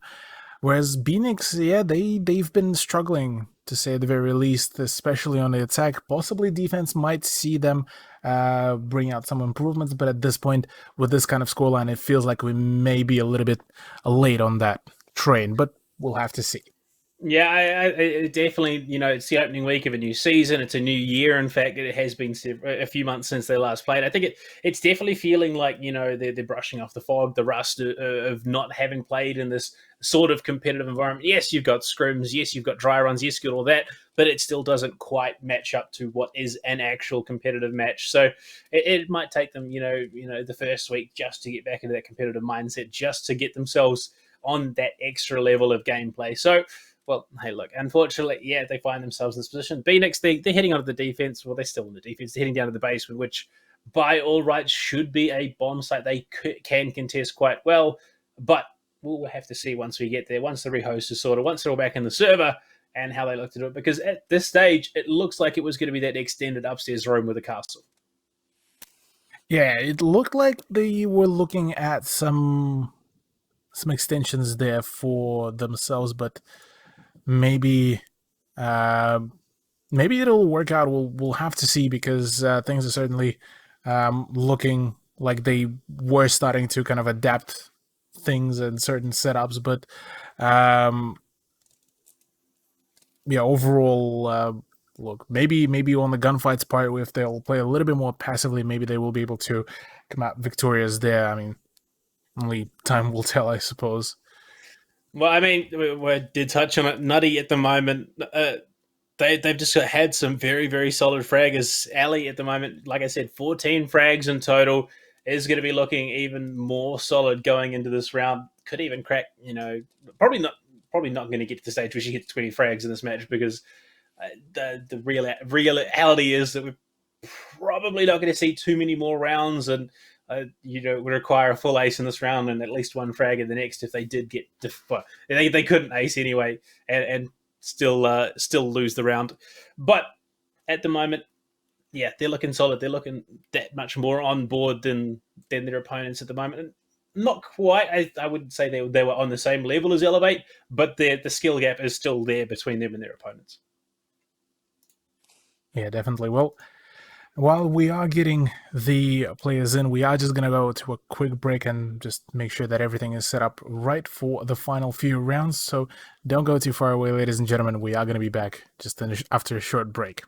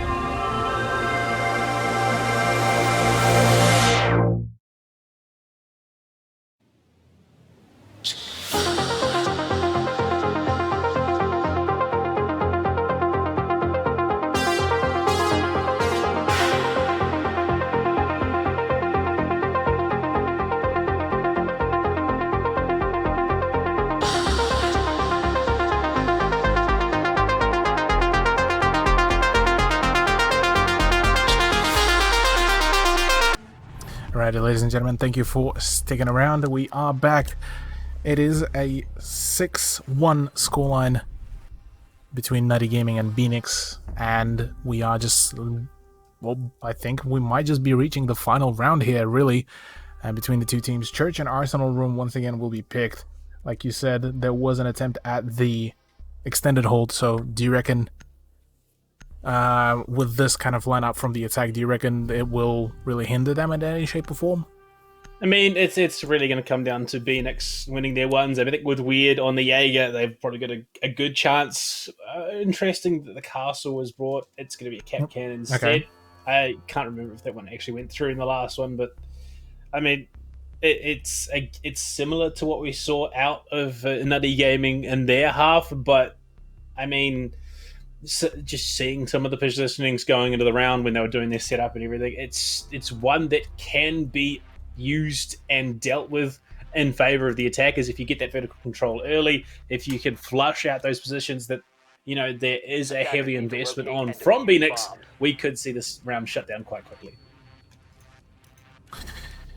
Yeah, curious now how will Phoenix be able to kind of give Nutty Gaming a taste of their own medicine with those Capcan traps as well, seeing as those were quite instrumental in some of the victories. And hopefully Lee is not having any issues there. No, drone seeming to be up. No, we might be looking into some technical issues, but unfortunately at this point, Nutty Gaming has run out of the rehosts, I believe. Well, at this stage, they're carrying on. Nothing else in chat. I think it was just Lee apologizing for what happened. At the moment, yeah, drone picked up, so she was just saving her drone so that it could be utilized later on. Right. They are going to be carrying on with play, it would seem. That, or the screen really is having problems. She's having to use audio cues to play Follow the Leader with Fallen, but it's looking like she is in, ready to go. They are starting that process up. Drone's going to be going in, looking for that information, trying to figure out which avenue they want to go in through. They spot out someone in CCTV. It is going to be Weird up on the roam upstairs. Has been seen, so they can look to try and deal with it or just bypass it. In fact, they have a player on Jacuzzi. It's definitely not Elliot. Oh no, unfortunately, Weird was baited out by the drone, and that is going to give Ellie her 15th kill of the match. You know, including the ones before the rehost. I know it says 1 now, but she had 14 before we went to the rehost, so big frags being put up here. I think even more so than Cortari in that first match. Yeah, Cortari has set herself up on 12 kills. Yeah, definitely Ellie already surpassed that record. So already we're hitting some high numbers here already in day 1 of Season 4. So definitely quite an interesting thing forming up. Maybe Nutty Gaming are going to be the ones who potentially be the next up-and-coming underdog to attempt to thwart the plans of the current reigning champion. So we'll have to see in a further run, but so far this is definitely looking quite like a solid team that has so far formed for Nutty Gaming. Yeah, they're really definitely working well together. The coordination is just on point coming into this. Already we start to see some of these hatches being open. They're going to be tagged up from above. Goes for the impact trick. Unfortunately, it's just not quite on the right side. As Mardina playing a smart game, in fact, just using 2 at a time, opening up on that one side of the hatch. This is where things could start to come unstuck. Hatches are being opened. They have the avenues into the bomb site, and Ellie is reaching around out, trying to be that tool, that force for misinformation, and Fallen is going to find the frag onto Peepo. Unfortunately, losing the Whammy now means that they have less magnets on the board. And, well, Gone now has much more pressure on her shoulders, playing from Generator, trying to find the pixel angle, trying to hold on. It is a 5 versus 3 with 30 seconds left to play. This is about to be very explosive. Oh yeah, talking about explosive, Fallen actually runs into one of the same EDD devices, and oh no, that is quite unfortunate, although a quick trade from Lee is there in play. 4v2, 15 seconds remaining, just about to be 4v1, there we go. Go on walkabouts, last player standing, but an EDD from the grave is taking the kill. 6 seconds remaining, the diffuser needs to be picked up on the double, and the plant needs to happen right about now. Crystal trying to hunt down, and oh no! What? That was some big brain stuff going on there from Phoenix. Those EDDs was some of the most clutch positionings I have ever seen. Crystal runs through the door, gets down, and then all that needs to be done was gone. Playing the mind games, pushed it at church. They had to pull up the diffuser, and the clock was not there. Nutty Gaming denied the 6-1 win, a 7-1 win. Oh my goodness. Not only did that EDD scored a very quick kill for Hotto, not only it was able to deny an Ash as well, an easy frag, it pretty much resulted in a very easy win as well for Phoenix. So, well, congrats to them. That's a 6-2 now scoreline, only 4-point differential, whilst it's still being a huge one. That is a colossal win, and definitely quite going to be remembered as one of the highlights, I reckon. Yeah. Well, hey, look, we saw some clutch EDDs from Crystal in the first half, but none of them were quite as, that's like some big, that wasn't like a 1vx clutch, that was a 2vx clutch. That was the big brain plays coming out of Hotto with the EDD placements, watching over the shoulder of Gone. That was just pure precision coming in big. And as we head to Gym in, again, what could be the final round of the map, interesting thing so far, Cthulhu, we still haven't seen a mirror. That is true. Mirror was actually able to slip through the ban phase here, so quite possibly, yeah, the introduction of her to the roster would be an excellent idea, especially on CCTV and cash room defense, but alas, not yet. Well, rather, CCTV, or yeah, CCTV cash, or even Gym hold be a great addition. But instead, we are seeing a little bit more of a passive, a little bit more drawn back. Hard, not having a hearty time there as well, being shot through the drone hole by Mardina, and well, be forced out of that position of trying to maybe communicate with the teammate, or maybe trying to just get some final things and done. As finally the third breaching charge will be finally getting rid of the castle barricade, and well, rightfully so as well. That's all the utility gone. Look, at this stage, if Ellie gets a full ace here, that is 20 frags in the map so far. So I was talking about it. They did need to lose one. Now she can just frag out as she wants, close out the map, and she will finish on a whopping 20 kills. If she does get it, we still get to play out this round. So we'll see how it goes. Oh, yeah. And Crystal opening things up, denying the ace. Unfortunately, no 20 off of this round if they do win it. But that is Hotto going down to the castle. Not the biggest of losses, the UMP-45. Not the greatest of guns. Unfortunately, Peepo on the Jaeger, losing the 416 carbine. That's a much bigger deal here. And we are now in a 3 versus 5 gone. Well and truly isolated from the bomb site. Weird one with the MP7 spraying through, tagging up Ellie in the shoulder. Not going to be enough to go for the frag. And Crystal's on bomb site, going for the plant now.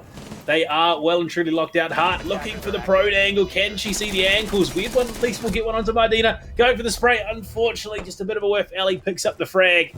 Defuser is down. It's a 2 versus 4. SMG11 from God takes the head off of Crystal out from that CCTV window. Ellie aggressively contesting from Master. Weird one has to push in. Unfortunately, cannot find the frag off the back of it. God will find the frag though. SMG11 takes the head off of Ellie. They have an idea of where the remaining players are. Something big has to happen here. Something has to give. The jump out. Will she find the frag? No. Unfortunately, Fallen is in behind. Jumps out, follows her out, finds the frag. Nutty Gaming do take the map in the end. Not quite 7-1 like the first map, but still a very, very commanding 7-2 scoreline. Oh yeah, most definitely. The kind of the second point that went into Phoenix's hand definitely felt like it was more so of a slip up from Nutty Gaming rather than Phoenix's kind of full-on victory. Not to discredit Hotto, those were some pro setups with the Capcan traps, but overall this was definitely a very dominant performance by Nutty Gaming, and well, there we go. A 7-2 victory for them will be resulting in them scoring a very nice set of points for themselves to put themselves up and early on the leaderboard, as well as that for the Wrens and the Elevate tonight. So massive congratulations to them, and well, look, that was yet another banger of a clubhouse. Yeah, I mean, Ali finished the map with 17 frags overall. The most, believe it or not, the most frags we've had so far this season. So definitely getting those numbers up nice and high to start things off. I mean, carrying on that momentum, if she brings that level of performance every single week, I think Elevate could have, their first real challenge early on in the season. Definitely, yeah. Elevate certainly now has to kind of watch out um, for some of the extra talent there, for some of the extra new kind of difficulties, I suppose. I definitely feel like season 4 is going to be a much more competitive season comparative to all the previous seasons that we've seen. I've been saying that with every new season coming around, kind of thing, but this I definitely truly support the fact that this is definitely going to be a very close season, and I definitely think that even that top 4 bracket will be very vastly reshaped from week to week basis. Yeah, I mean, look, Elevate for the last few seasons have been, these titans of the competition. There was a lot shown today. Yes, it felt like they were blowout matches, a 7-1, a 7-2, but there were a number of rounds there where it really could have gone either way. There was a very heavily competitive rounds in some of those matches. In fact, all the matches. I'd be interested to learn a little bit more about what happened in our off-stream games as well. I'll probably be Mm. touching base with some of the players to find out what happened there. But I honestly can say that the score lines aren't really an indication of how the overall matches played out. Oh yeah, 100%. I still want to give plenty of credit to Phoenix as well tonight. They were very well organized, very um, kind of jotting down all the bits and pieces and clearing out all the angles. So definitely they've put in some good effort into their preparations. Unfortunately, just things didn't really work out for them at the end. Same can be said for the Calypso versus Elevate. That was still a really decent showcase by them. Unfortunately, certain things in the early rounds didn't really work out. Some drone game definitely was not really looking too sharp, but at the end they started adapting. It's just more so the fact that they came up against the Titans, who were just always kind of one step ahead of them no matter what. Yeah, I mean, especially when you got someone like Cortari leading the charge, finding those big impact frags early on the round. So, we're not.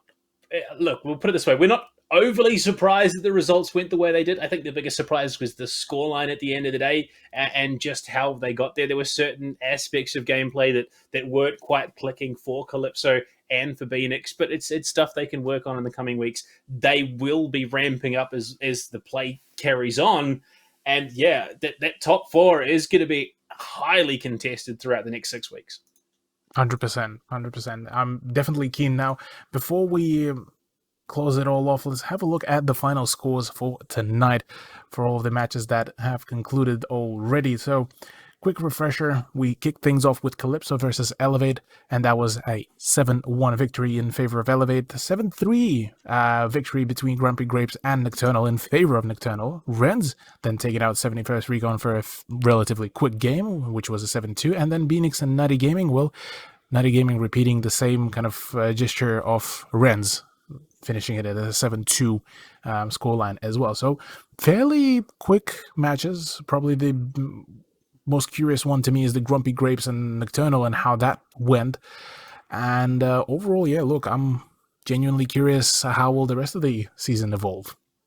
Yeah, well, it's one of those things we're not going to know until we get there. We've got 6 more weeks of play to figure out who is going to be heading into playoffs, top of the table. And, well, I mean, this is a great indicator of how things will go and just how much room there is for improvement.